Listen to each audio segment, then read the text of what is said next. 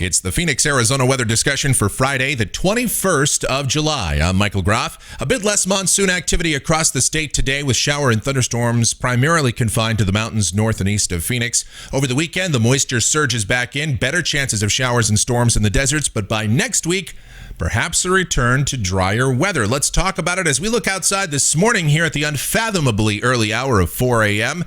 Partly cloudy skies in the valley and 84 degrees at Sky Harbor. Dew point still up there at 68. Relative humidity 58%. The winds are light and the barometer is steady.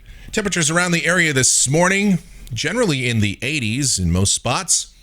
Satellite shows some clouds in central and eastern Arizona right now. A few isolated showers continue. And on the watch warning map, flash flood watches remaining north of the state across parts of Utah and Colorado. But the big weather headline is the heat for the nation's midsection. Some parts of Kansas yesterday were warmer than we were, with temperatures getting up toward 110 degrees in some spots there.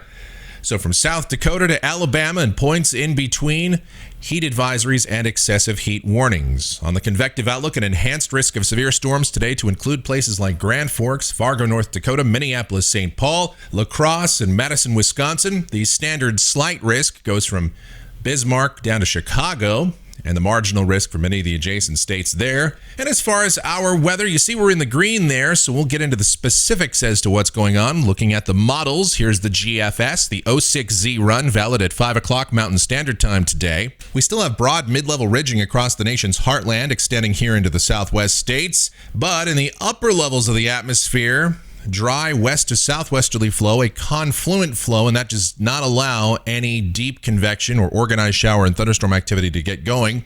So in the mountains north and east of Phoenix today, should still see widely scattered showers and thunderstorms as the lower third of the atmosphere remains fairly wet. But as far as storms getting into the deserts, the steering flow is pretty light. Any storms that develop could still produce some locally heavy rain.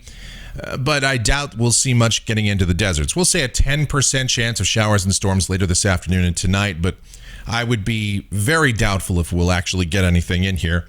Highs this afternoon, 102 to 105 with partly cloudy skies. Tonight, again, a very slight chance of showers and storms in the early evening, then partly cloudy overnight with lows in the 80s. Tomorrow, the flow aloft starts to veer back around toward the east or northeast, and that will take showers and thunderstorms that develop up along the rim and bring them down toward the deserts. So a 20% chance of showers and storms tomorrow afternoon. Highs again 102 to 105 with partly cloudy skies. Sunday could see a bit more activity as we have good easterly flow across the state in just about all levels of the atmosphere. So showers and thunderstorms that develop over the mountains come back toward the deserts. Highs 100 to 103. A bit more humidity as well.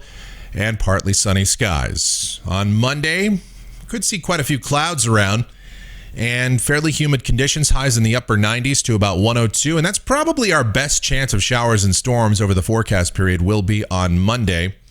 Looks like an inverted trough will come through the region either Sunday or Monday, and that could help to enhance shower and thunderstorm activity as well. Tuesday, we're starting to see the ridge shift back toward the east. Flow aloft becomes more southerly. That should still support some showers and thunderstorms, but the chances of them getting into the deserts, at least on a widespread level, becomes a little bit less. We'll say a 10% chance of storms then, and highs getting back toward the 101 to 104 degree range. As we get out toward Wednesday, drier air starts to come in. This has been advertised by the models more and more as the upper high once again shifts a bit further toward the south. And drier air comes in. I think at the surface, we're still going to have some humidity around here. It's not going to be completely bone dry, but the mid and upper levels of the atmosphere will be dried out considerably. So shower and thunderstorm activity should be confined to mainly far southeast Arizona. Really the same thing on Thursday, and high temperatures are going to come back up just a little bit. We'll see readings back toward normal, 104 to 107. Here is a week from today. This is Friday, the 28th of July. Still looks like the mid-level high trying to reorganize and build north of the state, and that may prompt some mid-level easterly flow and maybe a return to showers and storms ultimately, but it still looks fairly dry for now. But look what we have south of us. There's a hurricane down there off the west coast of Baja, a feature that we'll have to watch, but you know the GFS loves to advertise these things. Now, it has been fairly consistently advertised, however, for some time now, so this is a feature that is worth watching. The tropics could get more active down there, and that can always be a wild card for our weather, but not anything I'm going to get too excited about just yet. Here's Saturday the 29th. Again, the mid-level high trying to build north of the state. Maybe some easterly flow, maybe some disturbances rotating around that, and we could start to see an enhancement of shower and storm activity.